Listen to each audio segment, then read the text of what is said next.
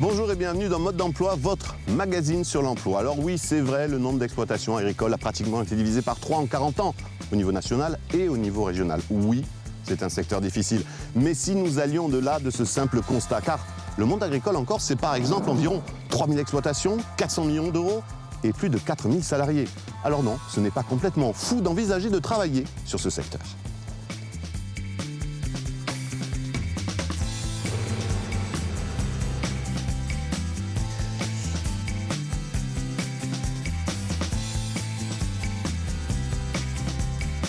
Et pour nous expliquer pourquoi ce n'est pas une folie d'envisager de travailler sur ce secteur, elle sera notre invitée durant toute l'émission, Madame la directrice de la Chambre régionale d'agriculture, Mme Beretti. Bonjour. Bonjour. Bonjour et merci de votre invitation. Merci à vous de nous recevoir dans un lieu symbolique.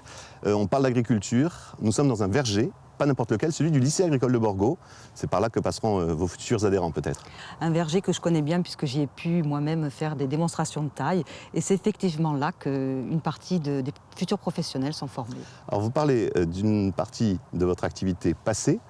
Ça m'entraîne directement à la question qu'on pose à chaque fois dans Mode d'emploi. Pourquoi comment on devient un jour directrice de la Chambre régionale d'agriculture? Alors on devient directrice de la Chambre régionale après en ce qui me concerne, après un parcours assez classique d'ingénieur agronome, de conseiller agricole à la Chambre d'agriculture, de chef de service et ensuite une nomination en tant que directrice à la demande d'élus professionnels. Une de vos fonctions peut-être en tant que directrice, c'est aussi de rassurer les gens sur ce secteur. C'est vrai qu'il peut y avoir des parents qui seraient inquiets de voir leurs enfants vouloir aller dans le monde agricole. Ça n'a pas toujours une image qui rassure. Alors ça change, mais c'est vrai que le monde agricole garde toujours cette image de secteur un petit peu sinistré, ce qui est un petit peu caricatural. Le monde agricole, c'est pas une agriculture, c'est des agricultures. En Corse, nous avons des agricultures. On ne cultive pas de la même façon dans le Gnôle ou sur le verger sur le Couchonne ou c'est très vaste, excusez-moi. C'est très très vaste. Alors durant cette émission, on va parler essentiellement d'agrumiculture et de maraîchage, mais c'est vrai que le monde agricole et en Corse, c'est très très vaste. Alors vite fait, il y a combien? 18 Il y a un peu plus de 16 filières, un peu plus de 20 productions. Alors c'est quoi? Allez, vite fait. On a le maraîchage, l'agrume, ce qu'on va voir. Toute la partie élevage. Toute la partie élevage, ovin, caprin, bovin, porcin, équin.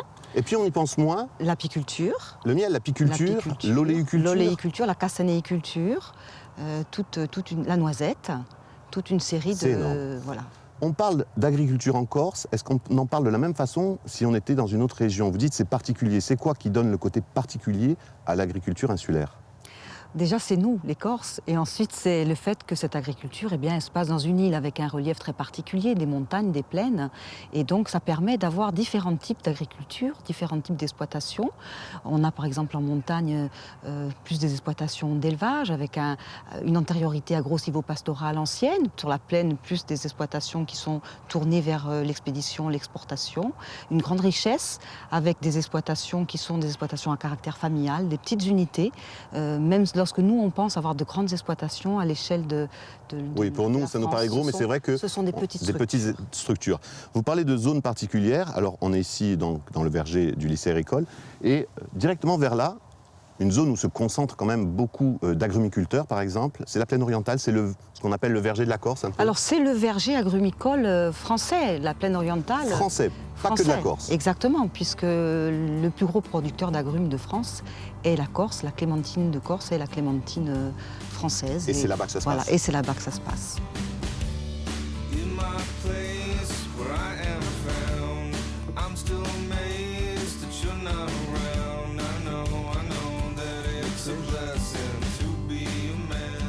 Je m'appelle André Cardoz et je suis agrumiculteur. Je suis installé sur la commune de Calan d'Hiver en tant qu'exploitant.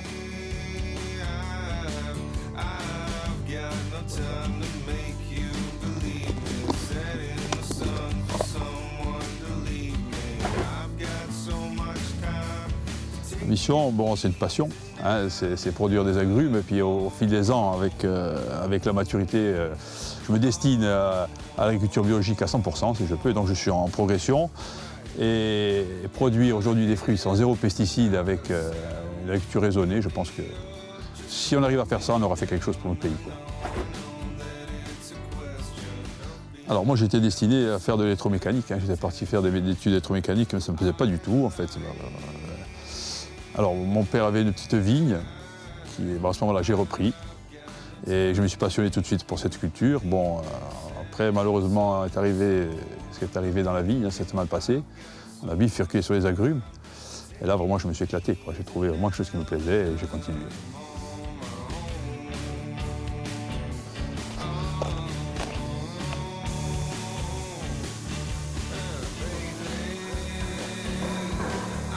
C'est bon, les gars. Il faut bien penser pour le bio à la différence de diamètre. Hein. Pour les caisses bio, 50-30. Après, il faudra penser à la barquetteuse. Cercleuse et barquetteuse. Comme ça, on est tranquille, on a vérifié l'ensemble du matériel, de l'automatique.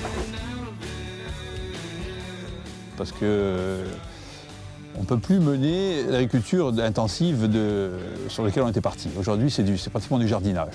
Donc, il faut être sous les arbres, il y a besoin de présence permanente, il faut tout le temps il faut vivre avec ces arbres. Si on repartait de zéro avec un jeune qui démarre avec des situations normales, je dirais que l'exploitation idéale, c'est entre 10 et 15 hectares. Aujourd'hui, il y a un tas de filières qui sont rentables. Le maraîchage bio, le maraîchage tout court, l'arboriculture, les pêches, les pommes, on produit tout en Corse. On peut vivre correctement de son métier et surtout, c'est un beau métier parce qu'on est dehors. On est patron, on est chez soi, c'est la nature, c'est bon, voilà, c'est le contact avec la terre, avec les gens, avec un peu tout. Quand on goûte à cette qualité de vie, malgré le stress, malgré les ennuis, on a envie d'y rester. Parce qu'il n'y a rien de plus beau que de produire un fruit, de voir fleurir, de suivre. C'est toujours pareil. Bon, moi, je parle avec passion. La population des agriculteurs vieillit dangereusement. Il va se passer un phénomène, c'est que les personnes comme moi, on va succéder. Si on n'a pas de repreneur, il vaut bien qu'on trouve quelqu'un. Le matin, moi, quand je me lève, je suis heureux. Je monte. Le dimanche, des fois, je monte faire un tour. Quoi, hein. Voilà, parce que c'est comme ça. Puis en vieillissant, avec la maturité, ça s'accentue.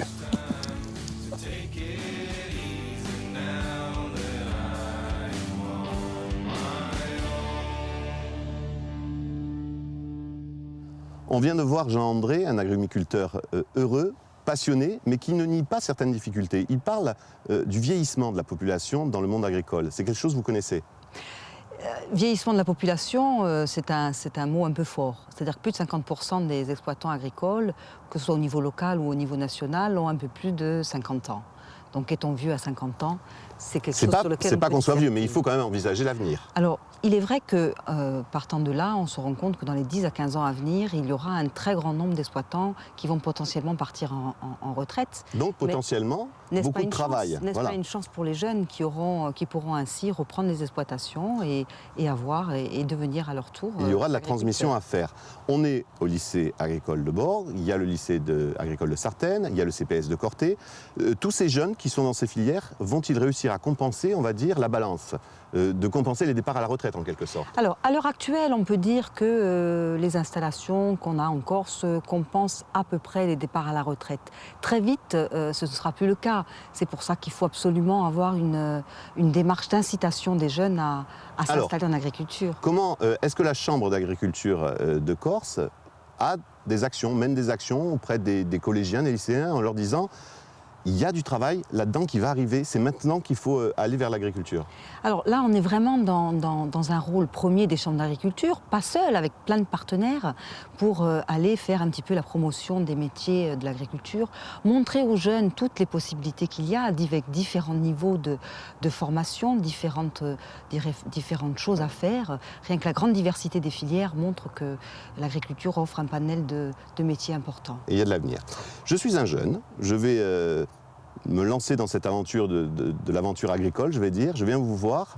Qu'est-ce que vous me conseillez? Est-ce qu'il y a des choses à ne plus faire? Est-ce qu'il y a des choses à envisager pour justement pouvoir vivre bien de son métier? Quel est votre discours à ce niveau-là, auprès d'un jeune? Alors, mon discours personnel auprès d'un jeune, c'est d'abord le discours responsable de la directrice de chambre d'agriculture qui va dire, qui va mettre ce jeune dans les mains de conseillers compétents qui vont étudier avec lui son projet et bâtir avec lui quelque chose qui corresponde à ses attentes, au cadre de vie qu'il veut avoir, au type de vie qu'il veut avoir et avoir avec lui un projet extrêmement viable. Je pense qu'il y a une grande place en Corse pour tout ce qui est petites exploitations avec une certaine forme de diversification qui permet de recréer un tissu économique et social dans la ruralité. On parlait bien entendu de certaines erreurs qu'on a pu faire avec Jean-André. Il en parlait dans le passé de vouloir se lancer dans des exploitations de grande échelle. Aujourd'hui, l'avenir de l'agriculture en Corse passe par la qualité, la reconnaissance, la plus-value qu'on peut apporter aux produits. Pour stabiliser les revenus, il y a 2 choses à faire très importantes. D'abord, c'est d'avoir des outils de production qui soient modernes, fiables, et aussi de garantir aux consommateurs un produit de grande qualité. Et c'est vers là que se sont lancés l'ensemble des filières de production corse. La qualité sur tous ces secteurs d'activité dans le monde agricole, ça peut être bien entendu aussi une filière qui marche bien en ce moment, c'est le bio. Le bio, c'est une chance pour la Corse. C'est un secteur économique qui est en pleine croissance, sur lequel il y a une très forte demande. C'est une façon de produire qui correspond à une vision que l'on peut avoir de l'environnement dans lequel on vit. Et c'est, je pense, une grande chance pour la Corse.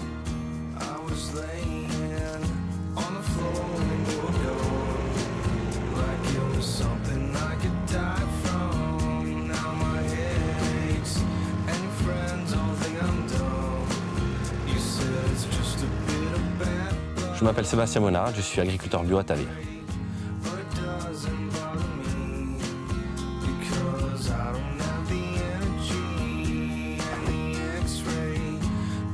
Ma mission en tant qu'agriculteur, c'est produire de la nourriture et plus spécifiquement en tant qu'agriculteur bio, c'est préserver l'environnement sur lequel je travaille.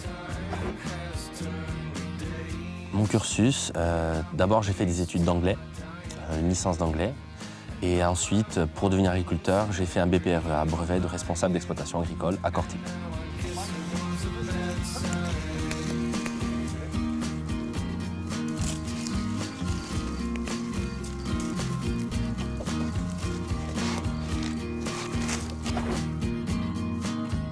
Je pense qu'il faut aimer travailler la terre et travailler dehors. En plus de ça, encore, c'est spécifique parce qu'on a un cadre particulier.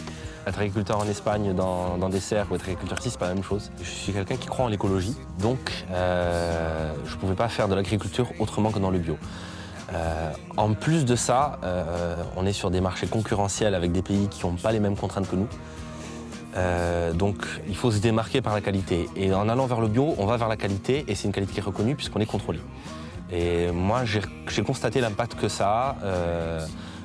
Pas sur toute ma clientèle, parce qu'il y a une clientèle qui n'est pas sensible du tout, notamment les personnes âgées et les personnes que j'ai rencontrées dans le rural, ils ne sont pas spécifiquement sensibles, mais des gens qui sont de ma génération, des gens qui vivent dans les villes, et les touristes qui viennent en Corse, ils sont plus sensibles.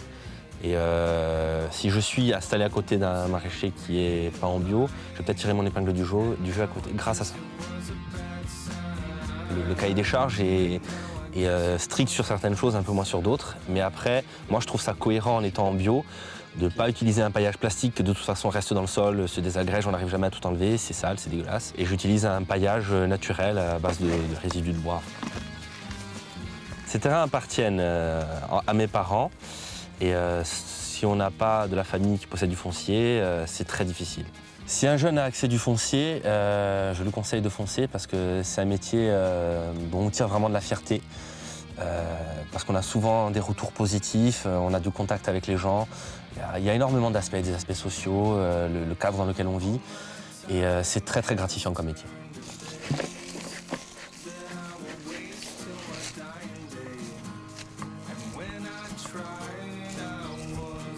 On vient de voir avec Sébastien, c'est un exemple révélateur. Il a la démarche qualité, il avait les diplômes, il avait la passion, il avait l'envie. Il avait la chance aussi d'avoir une famille qui avait du foncier. C'est un réel problème dans le monde agricole qui est toujours présent aujourd'hui, le foncier. Comment, quand on est jeune, réussir à s'installer si on n'a pas de la famille qui a de la terre ? Le foncier, la terre en Corse, un vaste débat, un vaste problème. Alors ça reste encore le problème principal lorsqu'on installe un jeune. Et pourtant, il y a des outils.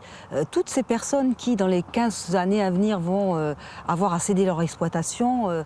Cette fameuse population vieillissante qui, à un moment donné, va devoir passer la main. Exactement, voilà. Il y a des outils, et là, c'est de la volonté politique de nos élus. Et les élus professionnels portent le discours de création d'un fonds foncier qui serait sous l'égide, par exemple, de la collectivité territoriale de Corse, qui pourrait ensuite mettre à disposition ce foncier pour des jeunes à installer. On parle beaucoup des aides qui sont mises en place au niveau de l'investissement, au niveau de l'installation par les chambres et par d'autres organismes comme l'ODARC. Une fois qu'on est installé, est-ce qu'on est livré à soi-même ou on peut continuer de faire appel aux chambres ou à d'autres organismes pour être soutenus? L'installation, l'accompagnement, c'est le cœur de métier de nos établissements.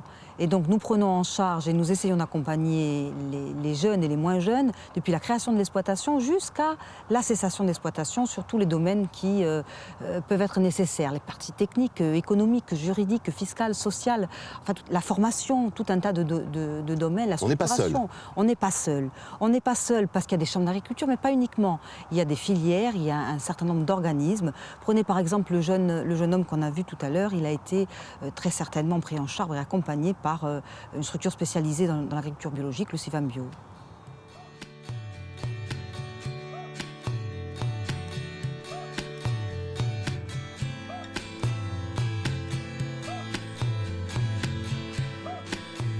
Je m'appelle Fabienne Émile, je suis technicienne au CIVAM Bio Corse.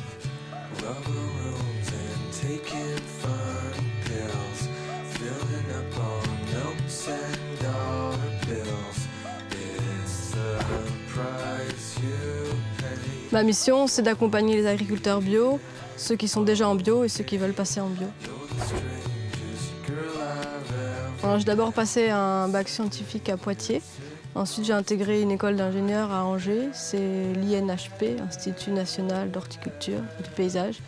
Du coup, c'est une école qui forme des ingénieurs en horticulture. Voilà, et puis après, j'ai trouvé du boulot au CIVAM.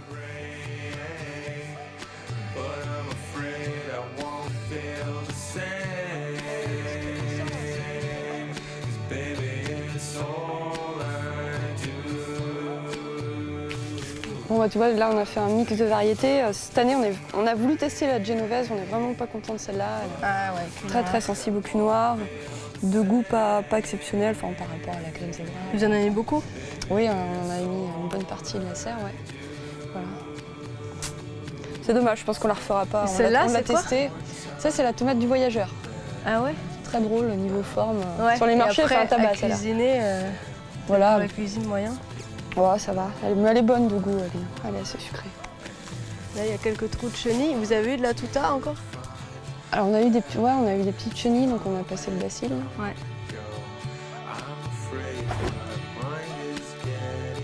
Travailler au CIVAM Bio, c'est travailler pour mes convictions, c'est travailler pour le bio. La première chose, c'est ça, c'est que j'ai envie de participer, j'ai envie que ça bouge, ouais.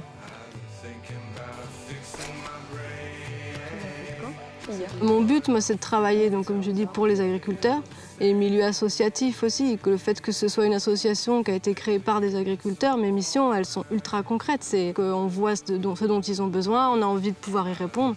Et c'est comme ça qu'on reste motivé.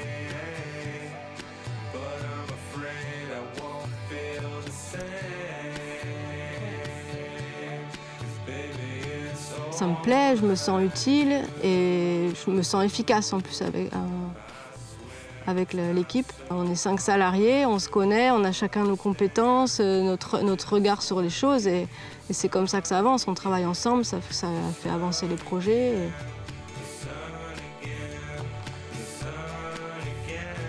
Mon métier, c'est épanouissant, motivant, je sais pas, je suis bien dedans, quoi. Je sais pas.